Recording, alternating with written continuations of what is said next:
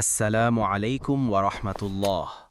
প্রিয় দিনী ভাই ও বোনেরা, রমজান শুধু রোজা রাখার মাস নয়, এটি হলো আধ্যাত্মিকতার মাস, যেখানে ইতেকাফ করা আল্লাহ নৈকট্য অর্জনের এক বিশেষ সুযোগ।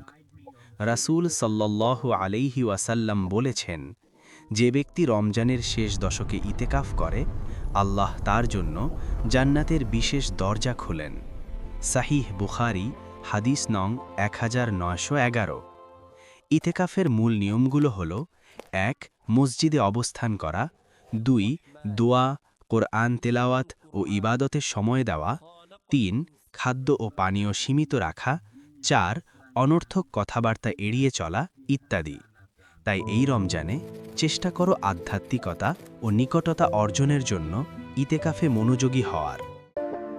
الله أكبر